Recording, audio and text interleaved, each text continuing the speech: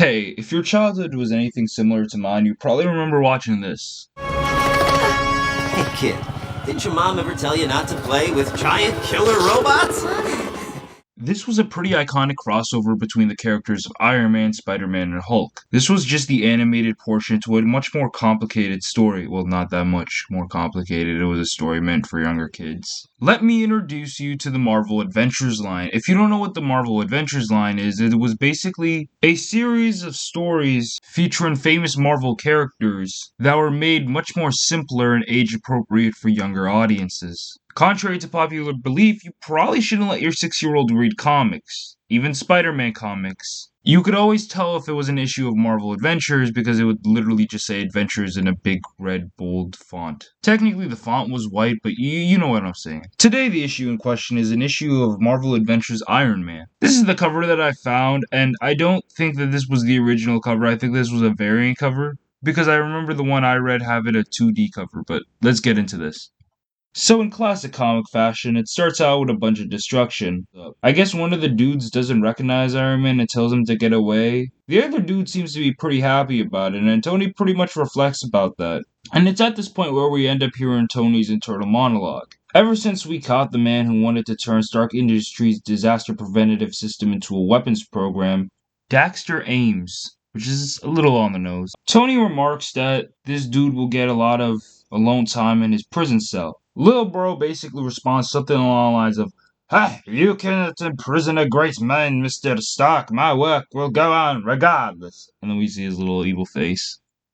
Bro looking like a naked mole rat, bro. Bro looking like that dude straight off of Kim Possible. We flash back forward to Tony flying and basically having to avoid these exploding rock things. We then get the scene of Peter Parker receiving a call from Tony Stark. "Tony, how did you take over my cell phone? This better be big." "Of course it is. How can you not see this?" "I'm underground. What is it?" "Giant meteors are attacking Manhattan."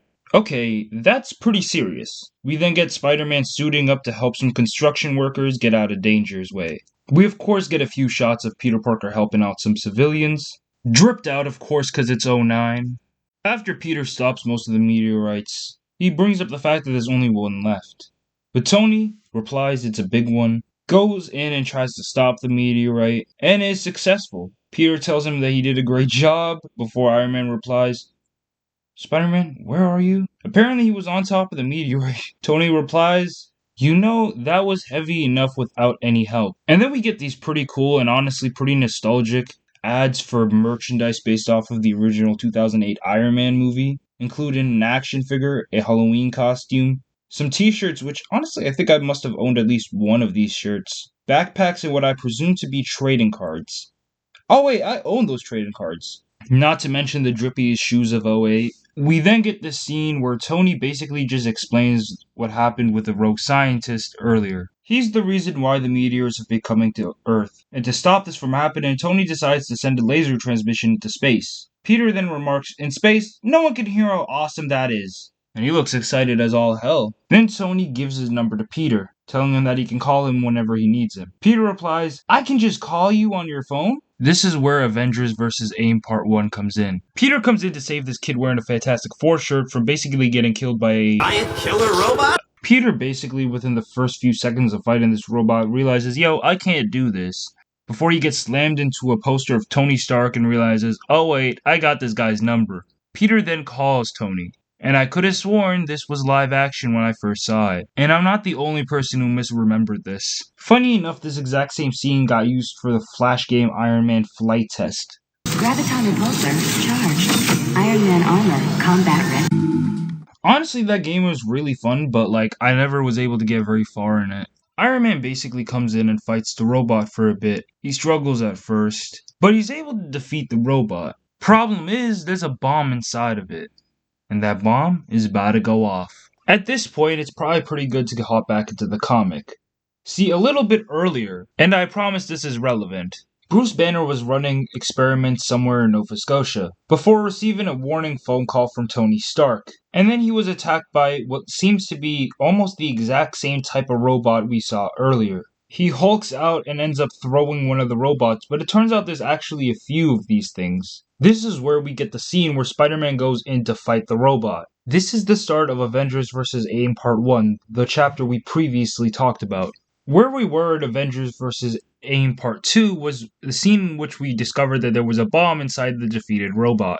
In a scene that almost mirrors that of the first Avengers, we get the scene in which Tony flies the bomb into space.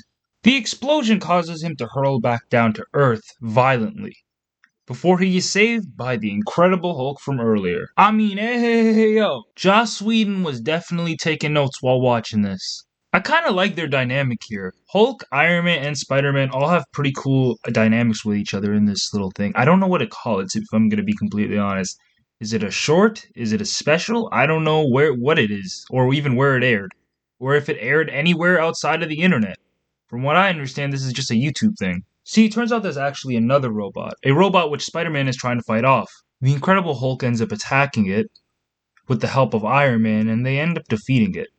Also, I really like this visual bit where Hulk ends up like petting a puppy. That's kind of cool, I'm not even gonna lie.